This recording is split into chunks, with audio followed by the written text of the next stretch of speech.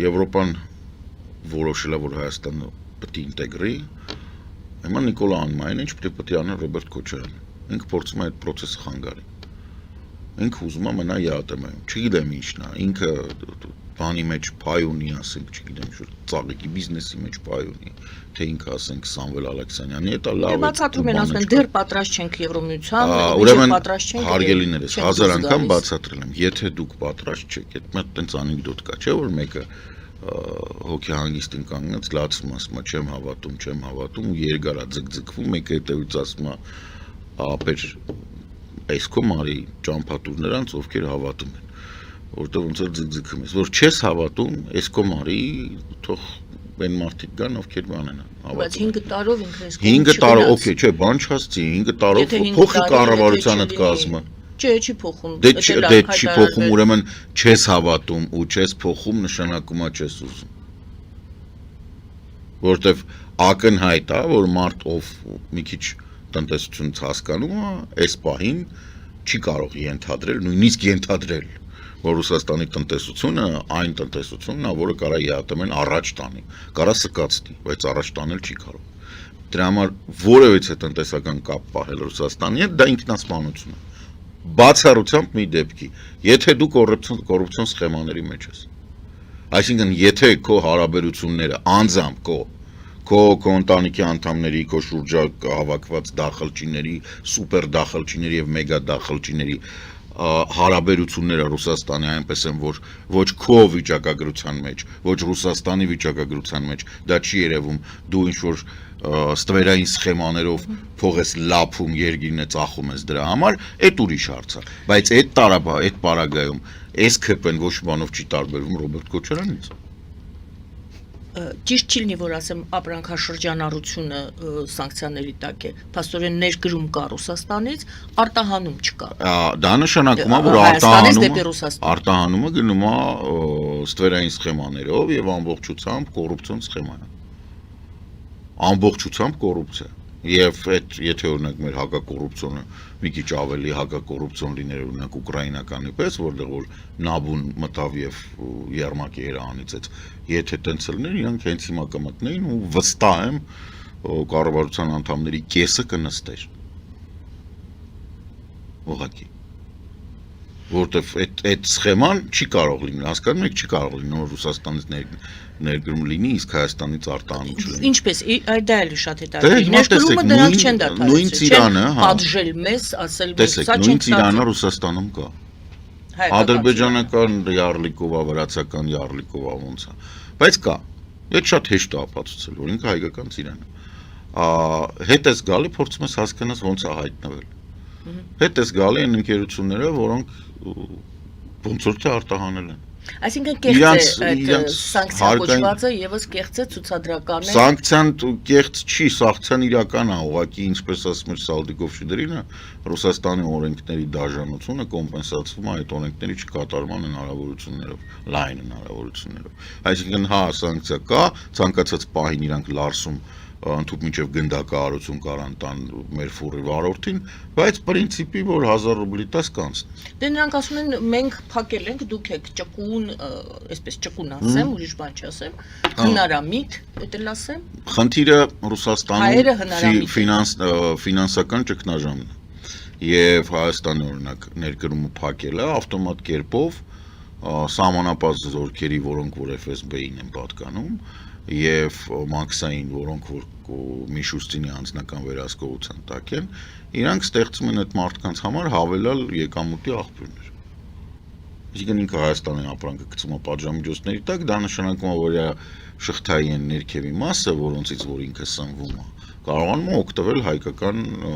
ֆուրերից։ Այսինքն կանգնացնում ես 500 ռուբլի տուր։ Հասկանալի, այսինքն եթե պատճառների մասին հարցնեն, առաջինը դուք ասում եք դա կոռուպցիայի ավելի լավ քողարկված կոռուպցիա է, երկրորդը նրանք ասում են ԵՄ-ից գնում դրա համար, երրորդը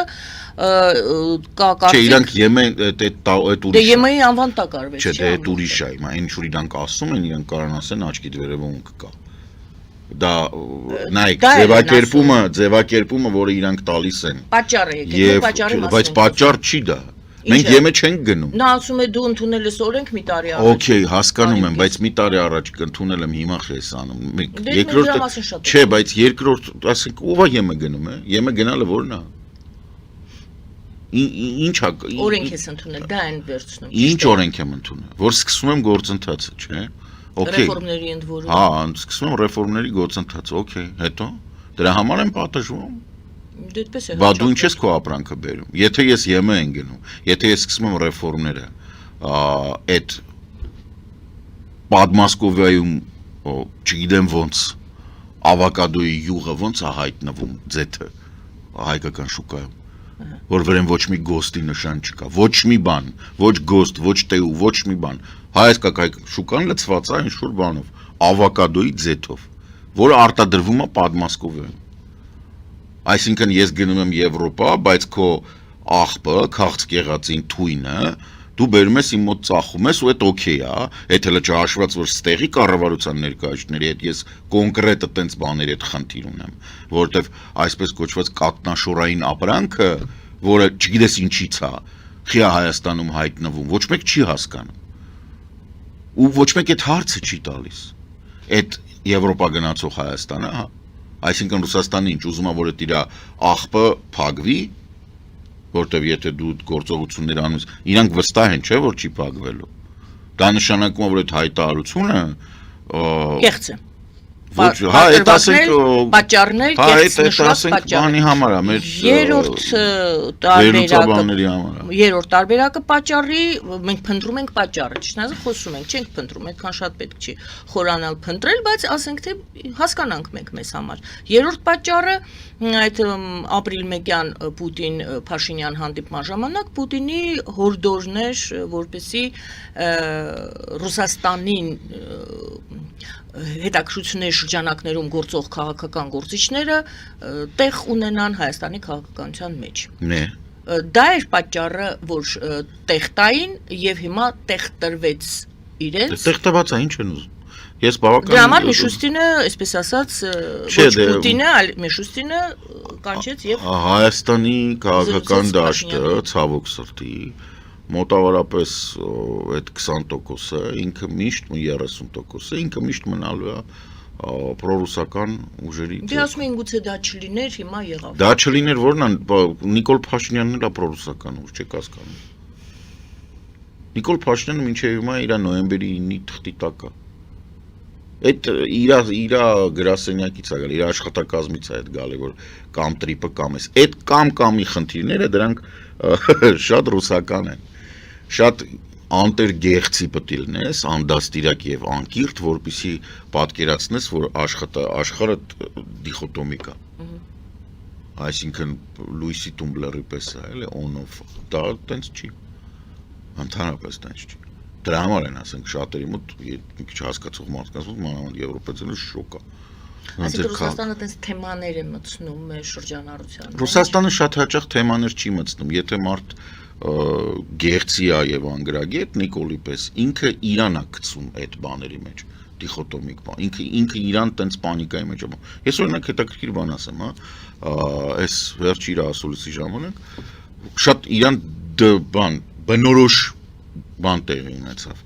Լրագրողը հարցնում ասում է, Գագիկ Ծառուկյանին ասում որ գցեցիք ոտի տակ ասֆալտին փռեցիք։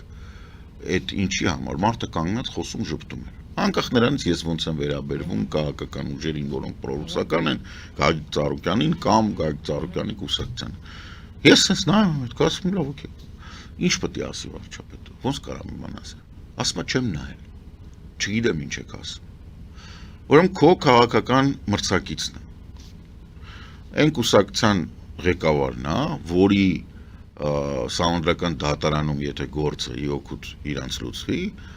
դու զրկվում ես 3/5-ից։ Հեղափոխության ժամանակ Գագիկ Ծառուկյանի հետ փաթաթված 1000 ներողություն իրար բերան էիք թքում։ Մարիոթ հյուրանոցին է շնորհակալություն էիք հայտնում, որ իրանք ձեզ տարան այն սենյակը, որը ԱԱԾ-ի կողմից չի լսվում։ Եվ ինքը դարձավ քո հիմնական դաշնակիցը հեղափոխության ժամանակ։ Դրանից հետո ինքը քեզ տվեց կառավարության անդամներ։ Դուք դաշինքով էիք հանդես գալի։ Գագիկ Ծառուկյանի կուսակցությունից քո ձեռը ջարդած Մհեր Գրիգորյանն է։ Հենց հիմա փոխվարչապետը։ իրա կուսակցությունից է եւ իրա կվոտայով է հայտնվել քո կառավարության մեջ։ Դրանից հետո Գագիկ Ծառուկյանը եղել է, ասենք, քո քաղաքական դաշտի այն բանը, որը ասել ես մի մասնակցի, չի մասնակցել։ 21 թվականին չի մասնակցել։ Հիմա էլ դու ինչ որ պայմանավորվածություններ ունեիր, չէ՞, տենց ինչ որ ինքը ասես չեմ մասնակցում, դու բանից հակակոռուպցիոն դատարանից 0 մեղադրանքով իրան բաց թողեցիր։ Այսինքն ինքը քո հեղափոխությունից սկսած մինչև էդ էլ ախր դու եղել ես բան, չէ, գլխավոր խմբագիր թերթի եւ դու օգտվել ես թե Գագիկ Ծառուկյանի ծառայությունն ու իրան ծառայությունները ես մատուցել որպես գովազդային եւ ասենք չգիտեմ գրել ես իր մասին։ Անենց չի որ ինքը նորաստեղծ ինչ որ բնջուլի կա, որը հենց նոր է հայտնվել կուսակցական դաշտում, չէ, 25 տարի կա։ Okay։ Ինչ է նշանակում չեմ նայել։ Ոնց դու կարաս չնայես, եթե մտնում են, ասենք, քո քաղաքական մրցակցի տուն։ Աշխատակազմը չի ներկայացրել, ԱԱԾ-ն չի ներկայացրել, ոստիկանությունը չի ներկայացրել, ով չի ներկայացրել։ Դու վարչապետ ես սրա։ Դու կանգառում կանգնած սեմուշկա ծախող չես, չնայած այդ քո կոլխոզի քարտուղարի շլյապի։ Դու ամեն օր պետք է բրիֆինգ ստանաս քո անվտանգությունից, քո բանակից, քո հետախուզություններից, կասկածում եմ, որ անում է, դու ինձ ջանդամ են, քրտնած տղամարդկանց սպորտի սիրահարի կողմից գոնե ինքը պետք է տա։ Պարոն Սարգսյան, դուք ասում եք չի նայել, ասենք թե չի։ Չէ, ինքը պաշտոնապես ասում է չեմ նայել։ Տվյալ դեպքում իրենից գնահատական եւ կարծիք են հարցնում, որպես պաշտոնյայի առաջին դեմք։ Այո, որպես անգամ չի նայել, ըստ նկարագրացի գնահատական կարող է տալ։ Տակ ինքն էլ է քաղաքական կուսակցության ղեկավար, չէ՞։ Հա, բա հենց է դա։ Ինքը որպես քաղաքական կուսակցության ղեկավար, տեսեք, ես քաղաքական կուսակցության ղեկավար չեմ, բայց հասարակական կազմակերպության ղեկավար եմ։ Ես որպես ՀԿ-ի ղեկավար նախագահ պաշտոնապես հայտարարում եմ, որ ֆիզիկական ուժի կիրառումը մանավանդ այն դեպքում, եթե քո դեմ ոչ բան չի արվում, դա ոչ միայն անընդունելի է։ Ու այդ տղեկը չեն, որ ձերբակալությունն, իրանք հրաման կատարող են։ Իրանք բան չունեն, իրանք 100% իրանք հրաման է տված որ անեն։ Այսինքն այստեղ խնդրումը գալիս է դեպի վերև։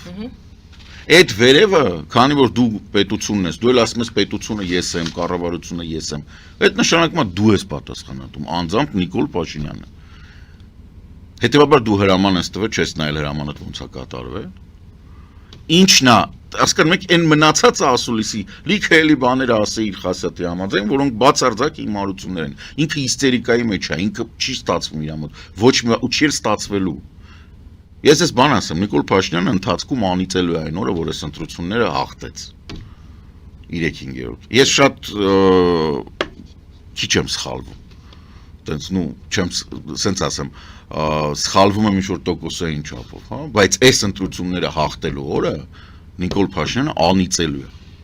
Ինչ զարգացում եք տեսնում։ Ես հիմա տեսնում եմ, որ կൂട്ടակային կումուլատիվ այն ինչ որ կատարվում է, սա ու քանի որ ինքը պետք է գնա արխիվ, ինքը կարող գնար արխիվ նորմալ։ Ինքը կարող ստեղծեր մի իրավիճակ, որ Եվրոպամետ կուսակցությունները բավականին մեծ տոկոս հավաքեն։ Ինքը ստեղծեր այդ իրավիճակը, որ ինքը փոխանցեր։ Բայց ինքը քանի որ շլյապով կոլխոզի քարտուղար է ու ոստիկանապետության բան ջատագով, հա, ինքը շուտկի Վանոյի ճուտն է։ Ինքը տենց ուզում է բանանի մինչև վերջ գնա դասական ավտորիտար, ավտոկրատիկից դեպի տոտալիտար գնացող է։ Սիմեյների հարցը որն է, այս նույն տոտալիտար մոտեցում։ Այսինքն պաշտոնապես շուտ տնտեսական բաներ են հայտարարվում, բայց այդ տնտեսական հայտարարությունների տակ գալիս է վերահսկողություն։ Ինքը ուզում է անձնագրին կցի իմեյը։ Հիմա օրինակ մենք այդպես նախագահ ունեցել էինք Ռոբիկը, որի որդին զբաղվում էր հեռախոսների ներկրումով։ Ու այն տարիներին, եթե ինչ-որ մեկը ուզում էր iPhone բերել, ինքը լուրջ խնդրեմ էր ունենում։ Նիկոլ ուզում է դա վերականգնի, ես ուրիշ բան չեմ հասկանում, չեմ տեսնում, չգիտեմ ինչ աղջկա օժիտն է հավաքում, ինչ անում, չգիտեմ։ Բայց այդ տարօրինակաբար գալի կպնում է նրա հետ, որ Ռուսաստանն է նույն գործողությունը անում։ Իսկ Ռուսաստանը այդ գործողությունը անում է, որ վերահսկի, որ մոբիլիզացիայի ժամանակ ինքը կարողանա իմեյով անջատի։ Հասկանում եք, որ եթե դուք իմեյը չեք գրանցում ձեր հեռախոսի, դուք Հայաստանում կապ չեք կարող ունենալ։ Հասկանում եք, որ բոլոր մարմինները, որոնք դրա հետ շփվելու են, պետք է 27001 սերտիֆիկացման այդ բանին անցնեն, այսինքն տեղեկատվական անվտանգության։ Դա ավելի բարդ է, քան ՊԲ-ի գլխավոր շտաբի անվտանգությունը ապահովելը, իսկ ես դες հիշեցնեմ, որ ՊԲ-ի գլխավոր շտաբի, ասենք, չգիտեմ, ոչ միայն պատերն էին ծակ, հույժ գաղտնի կապն էր ծակ, ադրբեջանցիք ավելի շուտ գիտեին ինչ էր անում ՊԲ-ն, քան ՊԲ-ն հրամանը ստանում էր։ Դուք ուզում եք ինձ բացատրեք, որ ինչ որ մեկը այս կառավարությունում պատրաստ է այդ գումարները վճարել, որովհետև 27001 սերտիֆիկացում չէ, դու կարաս կանչես մեքենաս, ասես փողով եկալ տուր, որ այդ սերտիֆիկատ ունեմ։ Երևի թե նույնիսկ կգտնեք աշխարհում տես մի բառադի, որը կհամաձայն որ թքած ունի Հայաստանի վրա։ Տրամպի պես մեկը, որ չգիտի Կամբոջա է, Ալբանիա է, ինչա։ Բայց ասենք դուք եթե պատրաստվում եք դա իրականացնել, դա ձեզ վրա կնստի նույնքան որքան ասենք չգիտեմ եվրոինտեգրումը անեք 1 տարում, այսինքն բոլոր ստանդարտները կիրառեք, որովհետև դուք կառավարությունը 2701-ի վրա չեք նստածնի։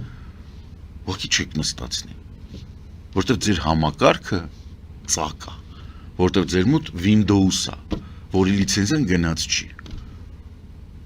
Շարունակեմ։ Կարող եք շարունակել։ Դա իհարկե որովհետև Որմիզ Դուխտյան, որը աջապ սանդալա սարքում աշխատանքի տեղը, մեկա գնալու է փառանձեմտյային պատմի ինքը գործի տեղը ինչ անում։ Ու դուք առհատ է դրա դեմը կառնեք, ու հետո էլ որ բռնեք, չեք կարնալու դատեք, որովհետև այդ Որմիզ Դուխտյան մեկա աջապ սանդալ է փողը, ինքը չի էլ հասկանում ինչա ծակ է։ Այս ձերբակալությունները պետական գաղտնիք։ Ինչ պետական գաղտնիքի մասն է խոսքը։ Որն է պետական գաղտնիք։ Այս երկրում պետական գաղտնիքը հանդիսանում գաղտնիքի մասին ստանդարտը, որը հայտնի է Ադրբեջանին եւ Թուրքիային, որովհետեւ այդ ստանդարտը սովետից մնացած է եւ Հայաստանում եւ Ադրբեջանում ինքը պաշտոնապես նույնն է, բայց եթե դու ուզում ես այդ ստանդարտը ստանաս, դու իրան չես կարա ստանաս, որովհետեւ ինքը գաղտնի է։ Դու գնում ես ասում ես ստանդարտը տուր, ասում ես չես կարող տալ, որովհետև դու պետք է գաղտնիություն ունենաս։ Իսկ ես պետք է գաղտնիություն ունենամ, ես այդ ստանդարտը պետք է ունենամ, որ կազմակերպությունը բերեմ գաղտնիության մակարդակի, բայց ես չեմ կարող այդ ստանդարտը ունենամ, որ հասկանում եք ինչ աբսուրդ է։